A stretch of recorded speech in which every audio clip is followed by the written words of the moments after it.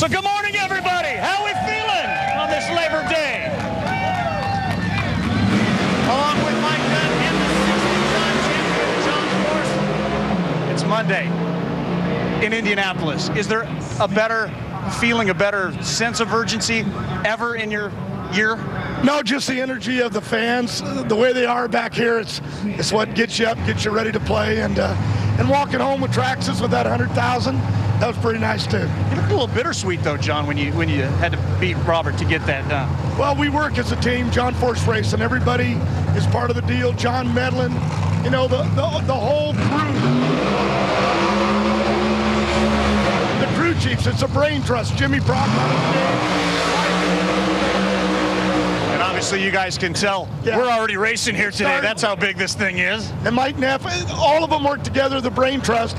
And then when you beat one of your own guys, you beat yourself.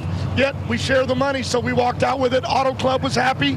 They got a car in the final, Castrol, Ford, and Peak, our new sponsor. So right now, I got to focus on today. Today's what it's all about.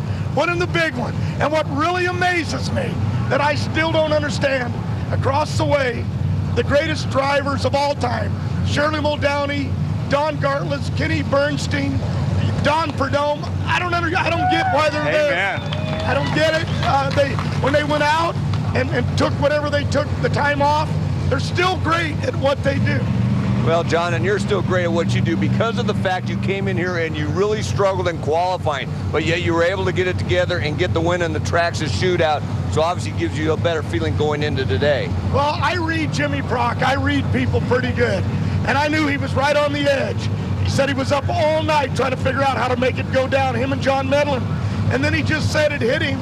There was a combination of motor was down on power, the clutch was eating it alive every run.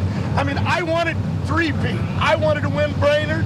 I wanted that record for Ford, and I didn't get it. Ron Capps did. Congratulate him.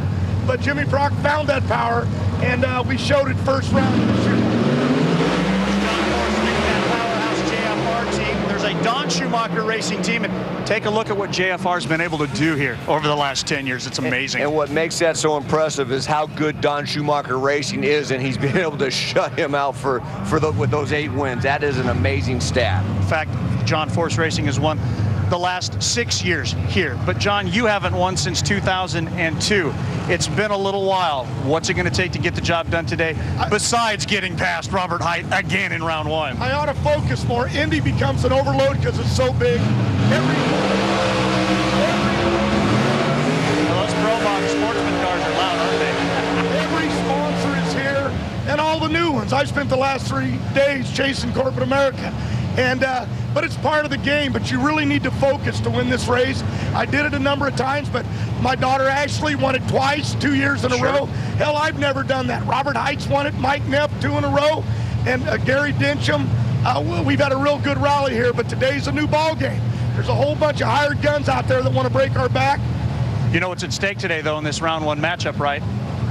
The number 1 position in the countdown to the championship. You guys are separated by an even 20 points. Whoever wins this race will get that spot. Yeah, Robert may go on and lose, but if you guys end up tied head-to-head, he's been better than you this year. So number 1 is at stake here in that countdown. How important is that? Robert Hight's always better than me.